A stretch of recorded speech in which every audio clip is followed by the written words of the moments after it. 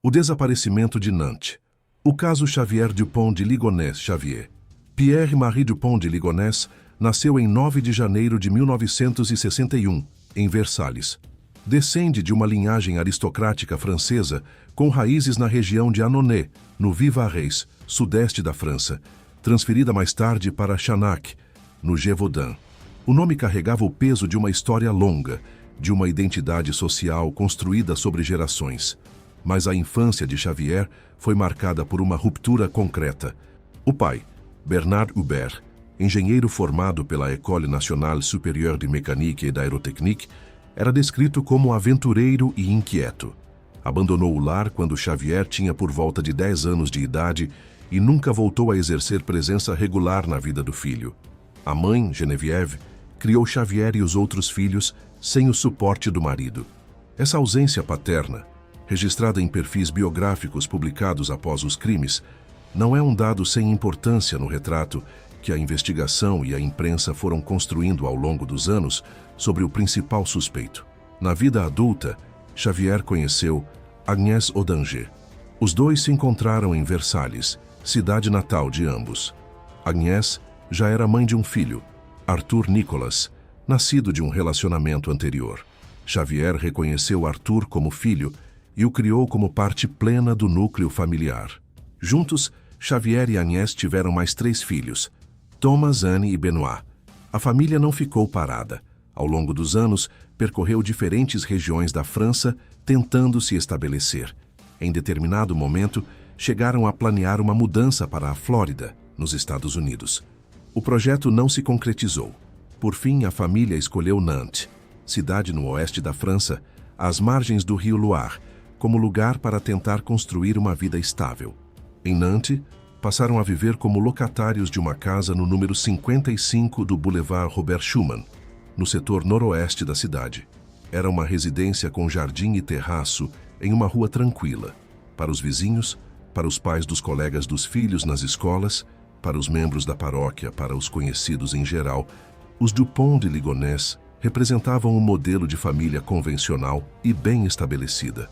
Agnès trabalhava em ambiente escolar católico, ensinava catecismo na comunidade religiosa local e era lembrada como mulher discreta, generosa e profundamente dedicada aos filhos. Os 4 filhos frequentavam escolas particulares católicas, cantavam no coral da igreja, mantinham bom desempenho escolar e tinham vidas sociais consideradas normais. Thomas havia ingressado no ensino superior na cidade vizinha de Angers. Arthur, o mais velho, conciliava um trabalho em uma pizzeria local com seus estudos. Anne e Benoît, os 2 mais novos, ainda estavam em fase escolar. O proprietário do clube de tiro que Xavier passou a frequentar lembrou, em entrevistas à imprensa após os crimes, de ter jantado com a família em mais de uma ocasião. Descreveu Xavier e Agnès como um casal afetuoso, sempre risonho e aparentemente unido. Xavier se apresentava como empresário. Em sua trajetória profissional, chegou a ocupar a posição de diretor de uma empresa chamada Selhef, sediada na cidade de Pornic. Falava de projetos com desenvoltura, conduzia carros de padrão elevado e mantinha a aparência de alguém com a vida financeira organizada. Mas essa imagem estava há anos em contradição direta com a realidade. Os empreendimentos de Xavier, incluindo negócios ligados à internet nos anos em que esse setor crescia rapidamente na França, não prosperaram. As tentativas de projeto se acumulavam, mas os resultados concretos não vinham. A família dependia progressivamente da herança que Agnès havia recebido de sua própria família, e essa reserva se esgotava. Registros encontrados durante a investigação e relatados extensamente pela imprensa revelaram que Xavier mantinha uma amante em Paris. Segundo reportagens da época, inclusive da Euronews, em 2010, ele pediu a essa mulher um empréstimo de cerca de 50 mil euros, alegando necessidade urgente. A amante passou a cobrar a devolução. Em correspondência eletrônica encontrada pelos investigadores, Xavier descreveu sua situação financeira com a palavra falido. Nessas mesmas mensagens, ele registrou pensamentos que se tornariam perturbadores à luz dos crimes que vieram depois. A ideia de incendiar a casa para receber um seguro de vida de 600 mil euros e menções explícitas ao desejo de matar, com referência direta a Agnès. Em 2005, 6 anos antes dos crimes, Agnès havia registrado um boletim de ocorrência após ser agredida por Xavier, ou mais precisamente, após ele ter agredido Arthur. Xavier atribuiu o episódio ao estresse provocado pelas dificuldades financeiras. O caso não teve consequências penais imediatas, mas o boletim ficou documentado. Em janeiro de 2011, o pai de Xavier faleceu em Levallois-Perret. Bernard Hubert também havia passado por dificuldades financeiras ao longo da vida, e a herança que deixou ao filho foi pequena: um rifle. Semanas depois do falecimento do pai, em fevereiro de 2011, Xavier obteve uma licença para porte de armas em seu nome e passou a frequentar um campo de tiro nos arredores de Nantes. Disse que queria aprender a usar a arma herdada. No início, sua frequência ao clube era regular, mas não excessiva. No decorrer de março e nas semanas finais antes de abril, a frequência aumentou para 4 visitas por semana. Em certas ocasiões, levou consigo os filhos mais velhos. O responsável pelo clube não identificou nada de alarmante no comportamento de Xavier durante esse período. Em março de 2011, Xavier realizou uma sequência de compras que, tomadas em conjunto e analisadas retroativamente pela investigação, apontariam para um planejamento meticuloso. Adquiriu um silenciador para o rifle herdado do pai, comprou munição, comprou sacos de lixo de grande capacidade, produtos de limpeza em quantidade, cimento e cal. Em 1 de abril, segundo publicação do Le Parisien baseada em elementos da instrução judicial, comprou ferramentas de bricolagem, incluindo uma pá e uma enxada. No dia 2 de abril, adquiriu 4 sacos de cal de 10 quilos cada em lojas da região de Nantes. Vizinhos relataram tê-lo visto na primeira semana de abril, transportando malas e pertences para o carro. Xavier também encerrou contas bancárias, rescindiu o contrato de aluguel da casa e colou na caixa de correio um aviso pedindo que toda a correspondência fosse devolvida ao remetente. Eram os preparativos, segundo a investigação, não de uma mudança, mas de um desaparecimento planejado. Na noite de 3 de abril de 2011, um domingo, Xavier levou Agnès e 3 dos filhos para jantar em um restaurante em Nantes. Fontes jornalísticas identificam os 3 filhos presentes como Benoît, Anne e Arthur. Depois do jantar, o grupo foi ao cinema. Para quem os viu naquela noite, era uma cena completamente corriqueira. Uma família saindo para aproveitar o fim de semana. Não havia nenhum sinal visível do que a investigação apontaria como o limiar dos últimos dias de vida de Agnès, Anne, Benoît e Arthur. Segundo a reconstrução feita pela investigação com base na perícia e nas comunicações posteriores, a noite de 3 para 4 de abril de 2011 foi o momento provável dos assassinatos de Agnès e de 3 dos filhos. A ordem exata dos eventos dentro dessa noite não é conhecida publicamente com precisão, pois os laudos periciais completos não foram tornados públicos. As vítimas foram mortas com disparos de arma de fogo. Relatos jornalísticos sobre os resultados das autópsias, publicados por veículos como The National, em cobertura contemporânea do caso, indicam que cada vítima recebeu ao menos 2 tiros na cabeça, disparados de curta distância, com uso de silenciador. O calibre mencionado nas coberturas especializadas é o .22 Long Rifle, compatível com a arma herdada pelo suspeito. Fontes jornalísticas sobre a perícia também mencionaram a presença de substâncias sedativas nas vítimas, sugerindo que elas poderiam ter sido drogadas antes dos disparos. Como os laudos oficiais completos não foram divulgados integralmente ao público, esses detalhes devem ser situados dentro do que a imprensa reportou com base em fontes da investigação. Thomas, de 18 anos, não estava em Nantes naquela noite. Cursava o ensino superior em Angers e não havia sido chamado de volta. Segundo a reconstrução da investigação publicada pelo Le Parisien, Thomas retornou a Nantes por volta de 5 de abril, atendendo a um pedido do pai. Os 2 teriam jantado juntos. A hipótese de trabalho da investigação é que Thomas foi morto nessa mesma noite, sendo a última das 5 vítimas a morrer. O fato de ele ter sido convocado de volta pelo próprio pai, depois que os demais membros da família já haviam sido assassinados, É um dos detalhes que a investigação considerou ao traçar o perfil do planejamento dos crimes e do estado psicológico do suspeito nos dias em que agiu. Nos dias que se seguiram aos assassinatos, Xavier concentrou esforços na criação de uma narrativa que justificasse o sumiço da família diante de terceiros.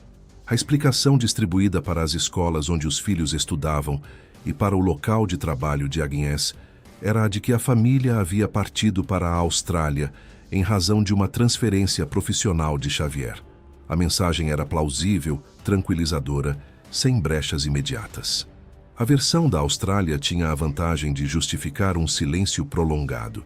Famílias que se mudam para o outro lado do mundo demoram a se reorganizar, a criar nova rotina, a retomar contatos. Era uma explicação que poderia durar semanas ou até meses, sem levantar suspeitas sérias. Mas havia uma segunda carta, endereçada a familiares próximos de Xavier, com uma versão completamente diferente. Nesse documento, atribuído a Xavier pela investigação, o autor descrevia que a família havia sido levada urgentemente para os Estados Unidos, porque Xavier teria colaborado secretamente com a Drug Enforcement Administration, conhecida pela sigla DEA, agência americana responsável pelo combate ao tráfico de drogas. Segundo o texto da carta, essa colaboração secreta havia colocado a família em risco direto, motivando a remoção de emergência e a entrada de todos em um programa federal americano de proteção a testemunhas.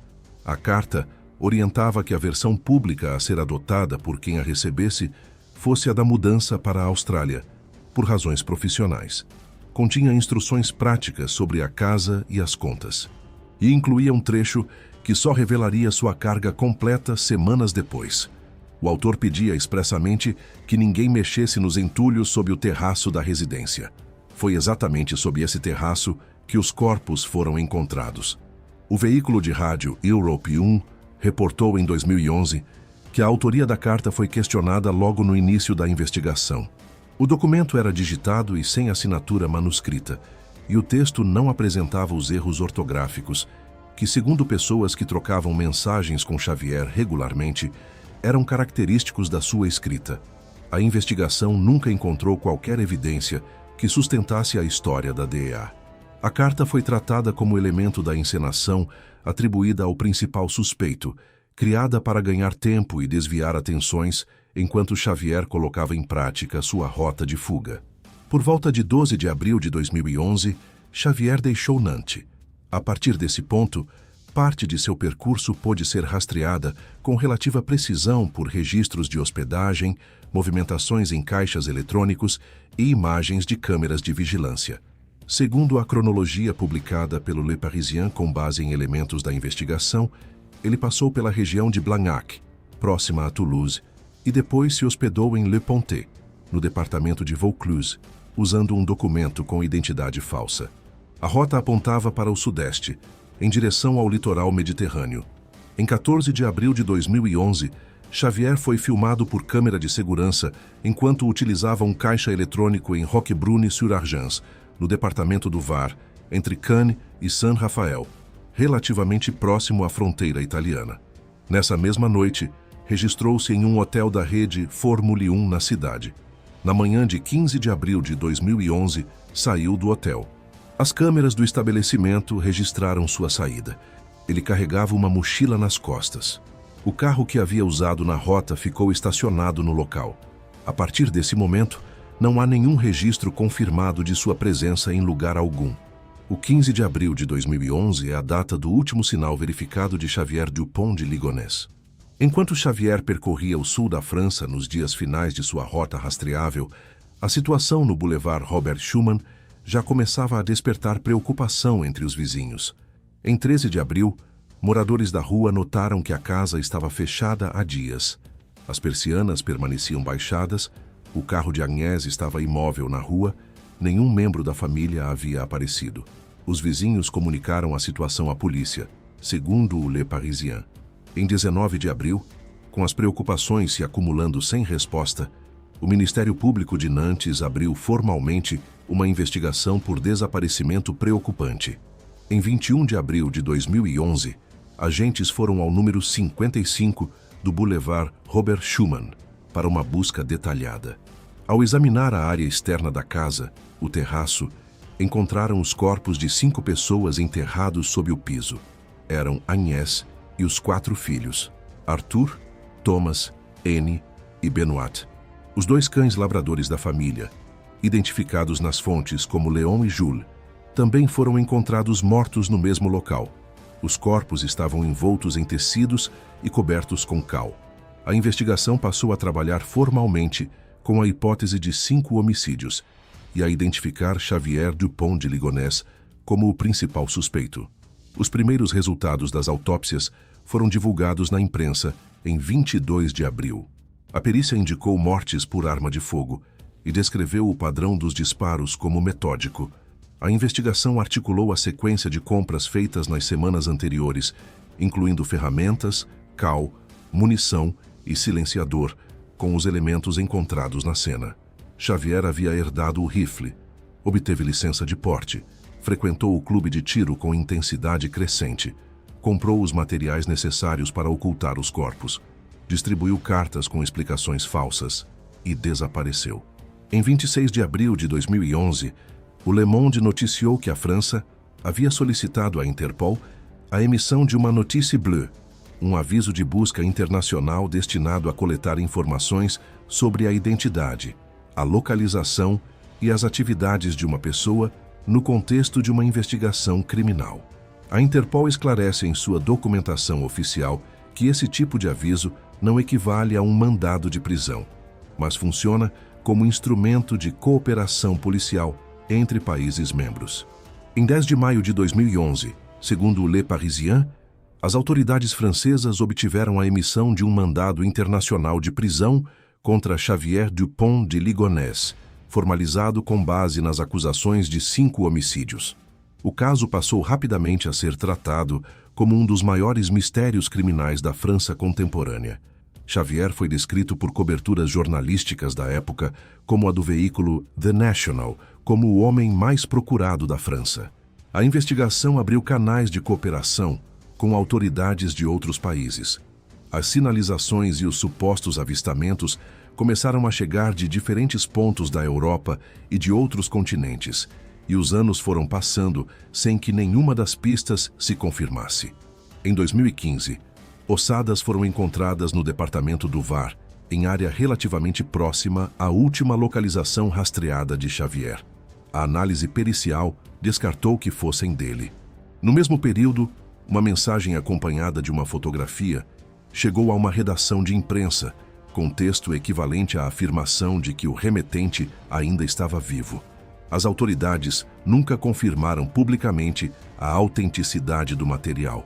Policiais realizaram também buscas em cavernas e cavidades naturais da região do Var, trabalhando com a hipótese de que Xavier pudesse ter se matado em uma área inacessível. Nenhum achado relevante foi confirmado. Em 2018, novas testemunhas afirmaram reconhecer Xavier em um monastério em Roquebrune-sur-Argens, a mesma cidade onde ele havia sido filmado pela última vez. A polícia realizou uma busca no estabelecimento. A identificação estava equivocada. Em 2019, outra busca foi conduzida em mosteiro da região do Var, também a partir de relatos de testemunhas, novamente sem resultado. Em outubro de 2019, o caso ganhou repercussão internacional em um episódio que se desenvolveu entre Paris e Glasgow. Funcionários do aeroporto Charles de Gaulle levantaram suspeitas sobre um passageiro que embarcava com documentos falsos e aparência muito diferente das imagens conhecidas de Xavier. As autoridades francesas alertaram a polícia escocesa antes do pouso. O homem foi detido ao chegar a Glasgow. Havia um mandado europeu de prisão emitido pelas autoridades francesas sob o nome de Xavier Dupont de Ligonnès, e por um breve momento a expectativa foi alta. Mas os testes de DNA e as impressões digitais desfizeram a identificação em pouco tempo. O detido era Guy Joao, cidadão sem qualquer conexão com o caso. Ele foi liberado. A notícia rodou o mundo e sintetizou mais uma vez as duas realidades permanentes do caso: a atenção incessante das autoridades a qualquer pista consistente e a persistente dificuldade de identificar com segurança alguém desaparecido há quase uma década. No campo das versões alternativas, a irmã de Xavier, Christine de Ligonnès, tornou-se ao longo dos anos a principal voz pública a questionar a narrativa da investigação. Em março de 2024, ela publicou um livro intitulado Xavier, mon frère, présumé innocent, no qual defendeu a tese de que não houve assassinato, mas uma encenação coordenada por serviços especializados, dentro da qual Xavier teria conscientemente assumido o papel de suspeito para proteger sua família e permitir a saída de todos para os Estados Unidos. Em 2025, Christine afirmou ter tido acesso a fotografias tiradas pelos policiais durante as exumações e as autópsias de 2011 e declarou que os corpos nas imagens não correspondiam fisicamente aos membros da família que ela conhecia. Vários jornalistas que analisaram o livro e as declarações públicas de Christine apontaram inconsistências internas nas teses apresentadas e indicaram que parte dos argumentos se aproximava mais de teoria conspiratória do que de contraprova investigativa, fundamentada em evidências verificáveis e independentes. Em abril de 2024, o procurador da República de Nantes, Renaud Godot, emitiu um comunicado formal cujo conteúdo foi divulgado pelo TF1 Info. O documento informava que, desde o início da investigação, mais de 1.750 sinalizações haviam sido recebidas e analisadas pelas autoridades, tanto em território francês quanto fora dele, sem que qualquer uma tivesse resultado na localização de Xavier. O procurador afirmou explicitamente que a hipótese de que a família estaria viva e protegida nos Estados Unidos, defendida publicamente por membros da família do suspeito, não recebia qualquer crédito judicial do Ministério Público. O comunicado confirmou que as investigações continuavam ativas, com a participação direta da Polícia Judiciária de Nantes, do Ofício Central para a Repressão das Violências às Pessoas e da Brigada Nacional de Pesquisa de Fugitivos. Em março de 2026, o caso voltou às manchetes internacionais por causa de um episódio nos Estados Unidos. O gabinete do xerife de Brewster County, condado de vasta extensão territorial e baixa densidade populacional, no oeste do Texas, publicou um pedido de informações ao público relacionado ao nome de Xavier Dupont de Ligonnès. O comunicado indicava que o pedido havia sido motivado pelo contato de uma equipe investigativa privada, que relatou um possível avistamento do suspeito na região em 2020 e mencionou que Xavier teria tido ligações anteriores com aquela área do Texas. O próprio texto divulgado pelo gabinete do xerife esclarecia, porém, que não havia qualquer confirmação de que o suspeito tivesse de fato sido visto em Brewster County ou no oeste do Texas naquele momento. Veículos como First Alert 7 e The Connection, entre outros, cobriram o episódio.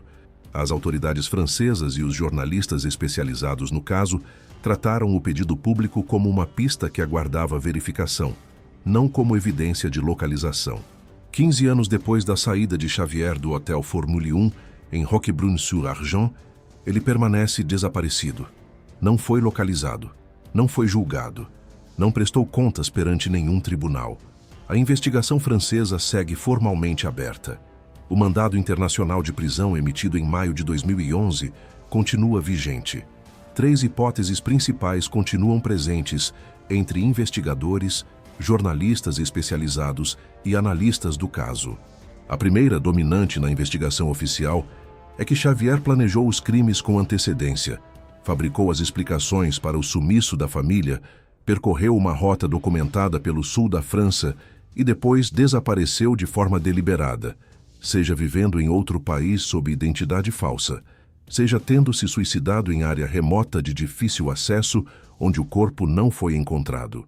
É a hipótese que melhor articula a sequência de compras, as cartas, o encerramento de contas, a rota rastreada e o abandono do carro. A segunda hipótese, que não exclui necessariamente a autoria dos crimes, é a do suicídio em área natural. O departamento do Var, com suas florestas, seu relevo acidentado e suas grutas, tornaria fisicamente possível que um corpo permanecesse sem ser encontrado por anos, mesmo após buscas. A terceira hipótese, sustentada publicamente por familiares do suspeito, mas rejeitada judicialmente pelo Ministério Público de Nantes, é a de que Xavier não cometeu os crimes e que a família foi exfiltrada e estaria viva sob nova identidade nos Estados Unidos. Essa versão contradiz a identificação dos corpos, aceita pela investigação e não encontrou suporte nas autoridades judiciais. O que os fatos estabelecidos permitem afirmar é o seguinte: 5 pessoas foram mortas e enterradas sob o terraço de uma casa em Nantes, em abril de 2011. Eram Agnès Dupont de Ligonnès, mulher na casa dos 40 anos que trabalhava em escola católica e dedicava parte de seu tempo ao ensino da catequese. Era Arthur, filho mais velho, que trabalhava em uma pizzeria enquanto estudava. Era Thomas, que cursava o ensino superior em Angers. Era Anne, de 16 anos. Era Benoit, o caçula, de 13 anos. Os 2 cães labradores da família, Leon e Jules, também foram mortos e enterrados no mesmo local. O homem apontado pela investigação como principal suspeito dos 5 homicídios desapareceu antes de poder ser formalmente interrogado ou levado a julgamento. Sua última imagem confirmada data de 15 de abril de 2011, captada por câmera de vigilância em um hotel de uma pequena cidade no sul da França. Desde então, não há registro confirmado de que esteja vivo ou morto. O caso Dupont de Ligonnès permanece sem encerramento judicial. Mais de uma década e meia depois dos crimes, nenhum julgamento ocorreu, nenhuma confissão foi registrada e o paradeiro do principal suspeito é desconhecido. A investigação continua aberta.